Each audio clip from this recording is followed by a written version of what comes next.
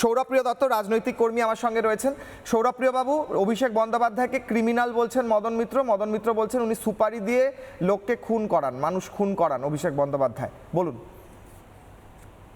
দেখুন, আমার বলার সময় প্লিজ ডিস্টার্ব করবেন না, কারণ আমি একদম আপনাদের অফিসের সামনাসামনি মধ্যে রয়েছি। হ্যাঁ, একদমই করব না সৌরভ। বিষয়টা হচ্ছে যে মদন মিত্র যেটা বলেছেন সেটা মদন মিত্র যদি প্রমাণ করতে পারেন, সেই ক্ষেত্রে সবকিছু মানে অনেকে তো অনেক কিছুই বলে। অনেকে বলে যে পুলওয়ামা হামলার সময় নাকি নরেন্দ্র মোদীর হাত ছিল, পুলওয়ামা হামলার বিষয়। তা সেখানে কিছু বললেই সেটাকে প্রমাণ করতে হয়।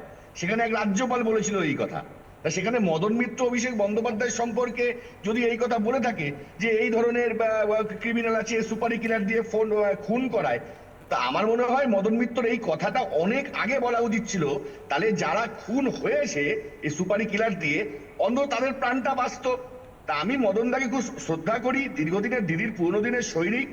আমি চাই যে অভিষেক বন্দ্যোপাধ্যায় যদি এরকম কোনো অপরাধ থাকে, সেই ক্ষেত্রে মদন মিত্র সঠিকভাবে তদন্তে সহযোগিতা করে এই ব্যাপারে সঠিক প্রমাণ পুলিশের হাতে তুলে দিই, যাতে অভিষেক বন্দ্যোপাধ্যায় শাস্তি পায়।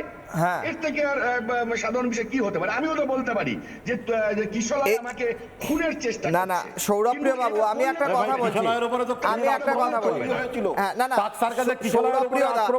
আমি একটা সিম্পল কথা, আক্রমণ হয়েছে, ঠিক না? সৌরভপ্রিয় বাবু, তখন মমতার জড়িতটা পুলিশ ছিল, এই পুলিশ তৃণমূলের দালাল ছিল, এই পুলিশ ক্রিমিনালদের প্রশ্রয় দিতে। আমি দূরে রয়েছি, বেশ শোনো, এবার শোনো। না সৌরভপ্রিয় দা, মদন মিত্রর ক্রেডিবিলিটি নিয়ে প্রশ্ন তুলছেন। যে মদন মিত্র তৃণমূল এমন একটা দিন থেকে করতো যখন তৃণমূলের অস্তিত্বই ছিল না, মানে মমতা বন্দ্যোপাধ্যায় যখন তৈরি করছেন সেই থেকে যিনি তৃণমূলে ছিলেন। অভিষেক বন্দ্যোপাধ্যায় 2011-র পরে সে বেশি ক্রেডিবল নেতা হয়েছে। না, আমি অভিষেক বন্দ্যোপাধ্যায়কে এখনো বলছি, আমি মনে করি না অভিষেক বন্দ্যোপাধ্যায় কোনো নেতা। আমি অভিষেক বন্দ্যোপাধ্যায় একজন সাংসদ।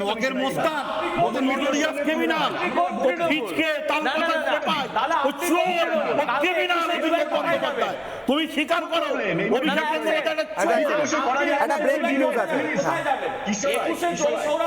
একুশে জুলাই তুমি কোথায় যাবে? কালকে তোমার গন্তব্যটা কোথায়?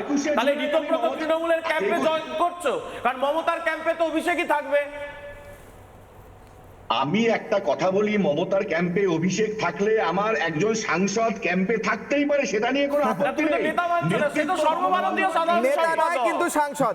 আমি একটা ব্রেকিং নিউজ দিই, সৌরভপ্রিয় দা, আসি আপনাকে বলতে দেব। নানা ধরনের কন্টেন্ট দেখার জন্য লাইক করুন, শেয়ার করুন আমাদের ফেসবুক পেজ, সাবস্ক্রাইব করুন আমাদের ইউটিউব চ্যানেল। পাশাপাশি অন্যান্য ব্রেকিং নিউজের জন্য অবশ্যই চোখ রাখুন রিপাবলিক বাংলায়।